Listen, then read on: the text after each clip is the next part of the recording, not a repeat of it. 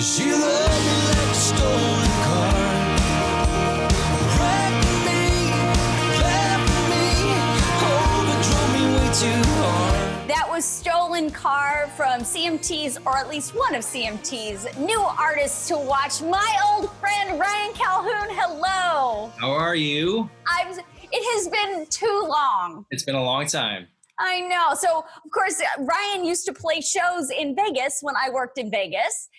And you're still living the singer-songwriter life, and you're doing amazing. Congratulations. I mean, probably to my detriment, but yes. So tell me about Stolen Car and where this journey has taken you. Now you live in Nashville. Tell me how you got here and why this sound now. Yeah.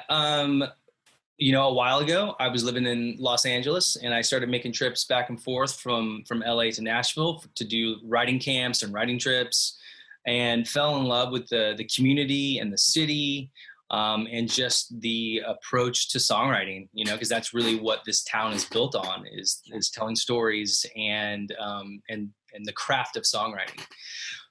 So I decided, I'm going to leave LA, move to Nashville, and kind of just hit the ground running. And I kind of felt when I moved here, I was like in kindergarten in songwriting and got thrown into a PhD. So I had to definitely felt like I had to work on my craft a lot harder.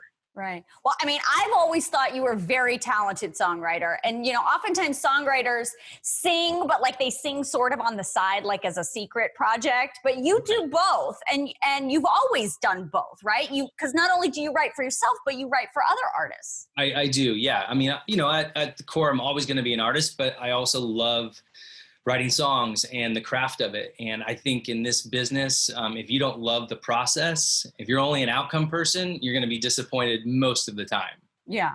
So tell me about the process. So that's very interesting that you say you were in kindergarten and you are now in a PhD program in Nashville for songwriting. Yeah. Tell me what's different about being in that environment, and why do you say it's more, what is it that makes it a PhD program?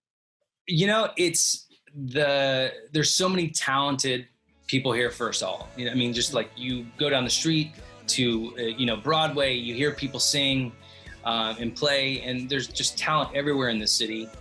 And the detail of the storytelling and just the honesty that comes out in the songwriting here in the community.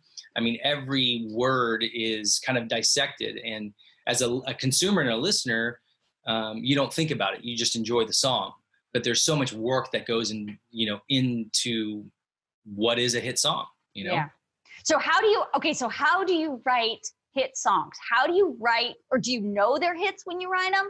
Do you think, this one might be good, but then it flops? Like, how do you know when you have it? No, I don't think you do. Sometimes you leave a room and, you're like, yeah, that was okay. And then it ends up becoming something. My approach, I don't ever try to write a quote unquote hit song. I just try to write the best song that day. And tell me what the inspiration is for writing on any given day. Because some days I would imagine you're like, nah, man, I'm not into it today. Which happens, but you still got to show up. And sometimes somebody else, when you're co-writing in the room, has an idea that sparks something in you. I've definitely been in that situation where I felt totally flat, didn't feel creative. And then somebody said something and I was like, wow, that's a great title. Let's go with that. Yeah. And sometimes you come in, I'm constantly writing down, titles and thoughts and ideas.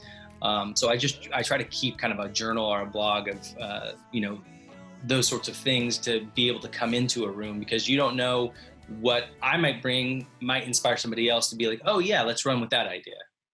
And you've written for some pretty big names in the industry. And I'm wondering, have you ever written a song that went to a big name and you're like, should have kept that one for myself? No, not at this point. Not yet. Does it do better for you that a big name sings it or performs it? Sure. I mean, absolutely. I'm not gonna turn that down at all. Yeah. Okay. So lastly, I want to talk about Stolen Car. Tell me about the song. Tell me, the music video is beautiful. Tell me about what the song's about. It's kind of a metaphor of, this girl loved me like a stolen car, kind of, and like literally just sort of stole me, dumped me on the side of the road, and moved on.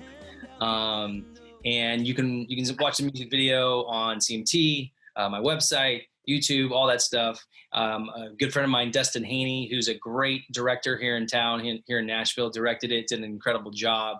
I'm very happy with the way it came out.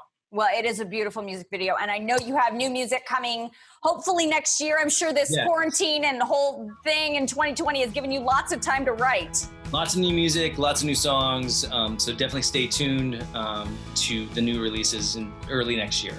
All right. Well, you can watch, of course, Stolen Car here on Beyond TV. Ryan, always great to see you. It's been too long. Let's not let all these years go by again. Congratulations. Thank you, Lisa.